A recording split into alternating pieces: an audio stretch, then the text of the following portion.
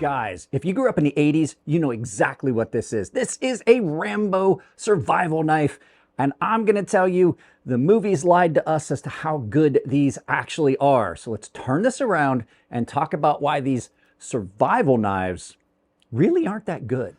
All right, guys, well, we're refilming this whole video because, well, I'm a dummy and screwed up something in the audio, and I have to give you a disclaimer. Neither one of these are the original knives by the makers. This is not a Jack Crane life support system. This is a replica, a movie replica of the life support system from the movie Commando. And then, as if you needed any introduction to this one, this is a replica of the First Blood Part 2 knife done by Jimmy Lyle. That knife was known as the Mission. Neither one of these are the originals, and I have to admit the tang on this one is done differently than the Lyle, but that does not absolve these knives or any of those knives of the issues that they have. So first and foremost, you have to understand that these knives are absolutely a movie style knife. None of these were ever designed to be like actual military style knives. They would never hold up to the rigors that like a K-bar would, and we'll get into that in a little bit. So when you look at these knives in particular were meant to look cool on camera. Jack Crane made the knives for the movie Commando, all the knives that Arnold Schwarzenegger carried. Yeah, he absolutely made all of those knives, including the little daggers that he threw. And then Jimmy Lyle made until I think the third one, made the Rambo knives. Jimmy Lyle was famous for the First Blood knife and the First Blood Part 2 knife. And unfortunately, both of these makers have passed since then.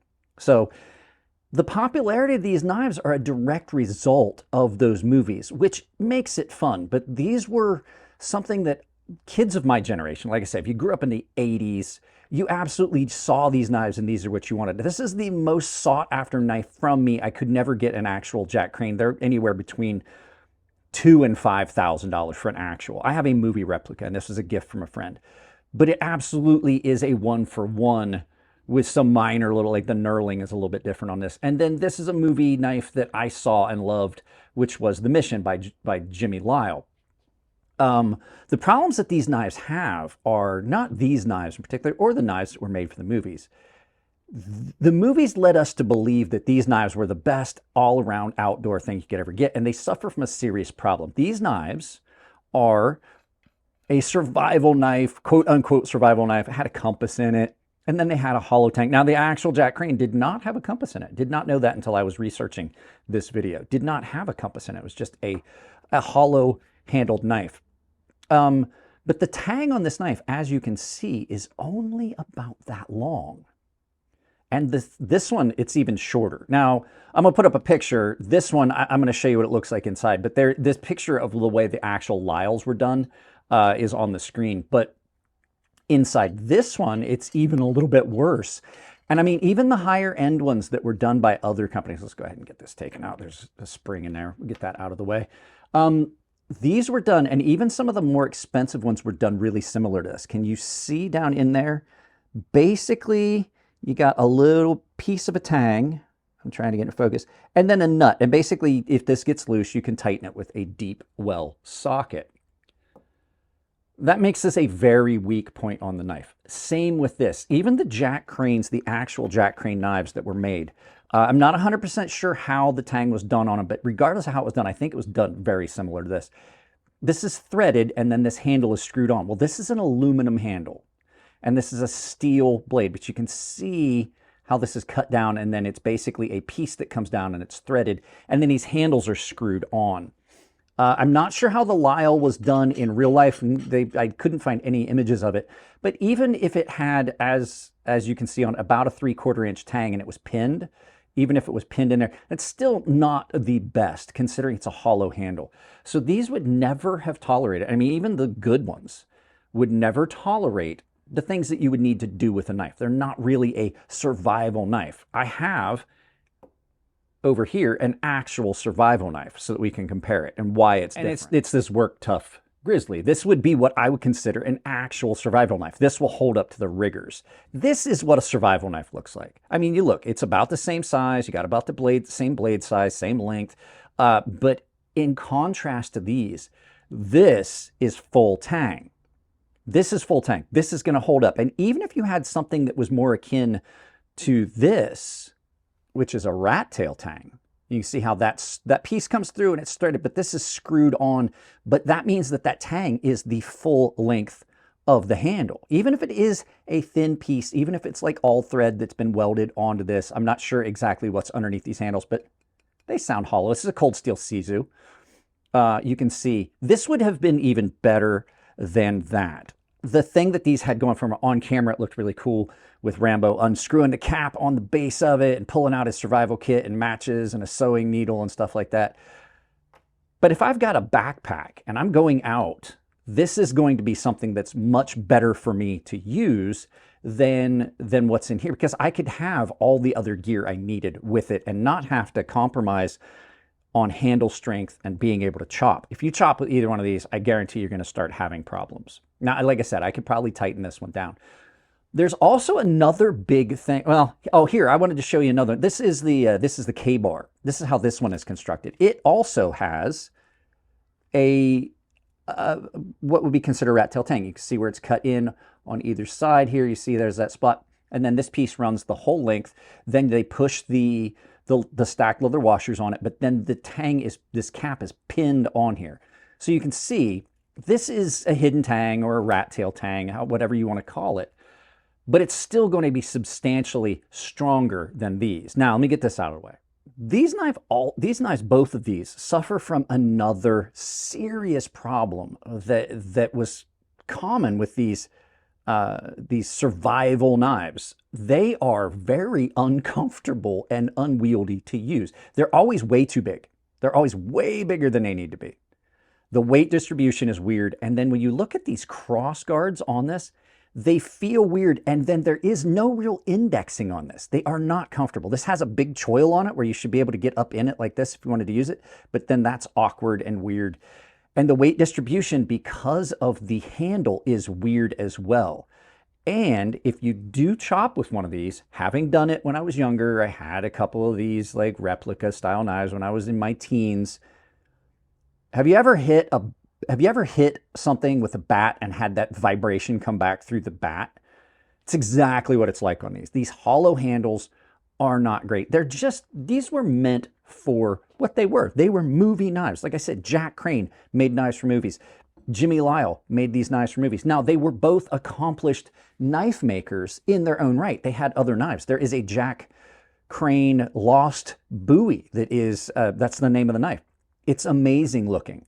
It looks like an incredible knife. It had like actual full tang handles and things like that, which, by the way, full tang is going to be your strongest option. I meant to mention that. A full tang's always going to be your best option. It's always going to be the strongest. It's one single piece of steel. Now, there is a couple caveats to this. Like I said, the actual Lyle knives were very, very well done, and they demand a premium. Even though Jimmy Lyle has passed away, you can still get Lyle knives.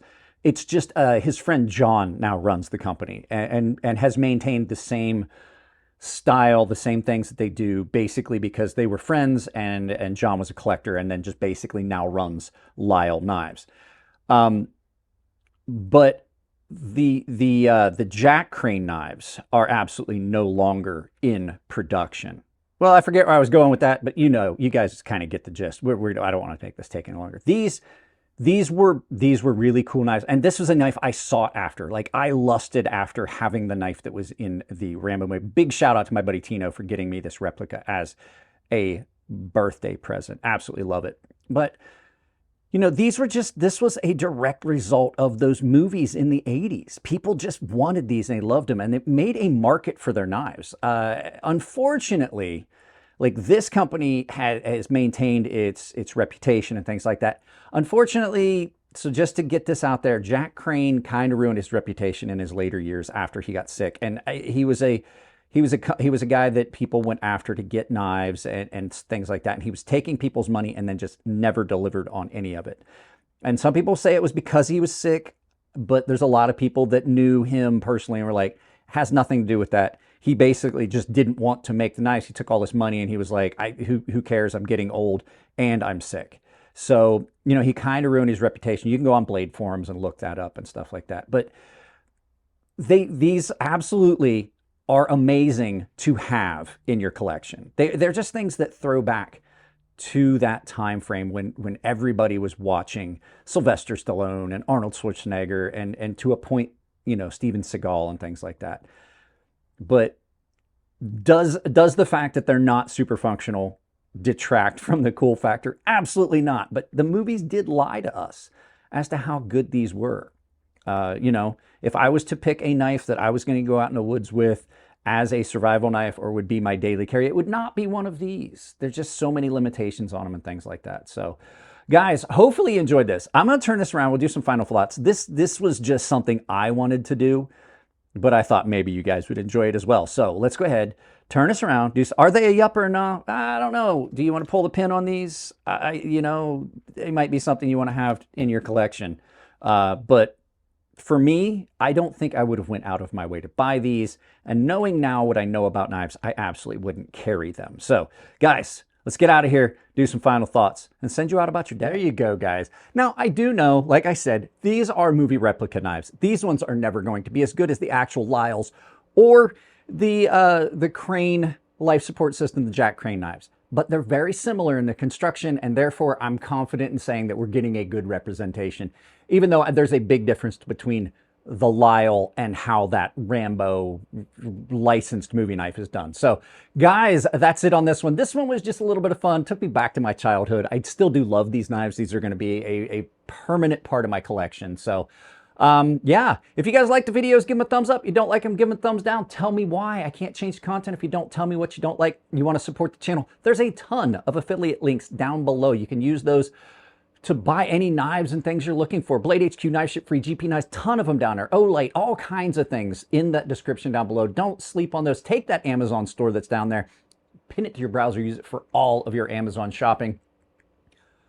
They don't cost you anything extra at checkout. I do have, though, a couple of links down below that will save you money at checkout. 10% off at Coffee Brand Coffee, Tempered Trail. Great, great coffee, great outdoor supplies and stitched wallets over at Tempered Trail. Coffee Brand Coffee, some of the best coffee you're going to find. I also have a coupon code of crazysharp, all one word, that will save you 10% at Fair & Forge Knife Works, 10% at KATSU Knives, 10% at Rosecraft Blades, and 40% if they still have any stock left at Beyond EDC. Guys, other things you can do to support. I have a membership down below, and I do have a public Discord down there as well. So join the community. You can just hang out there if you've got questions for me. Guys, that's it on this one. I love you all. Keep it clean in the comment section. If it's your birthday, happy birthday. And I will see you in the next amazing video.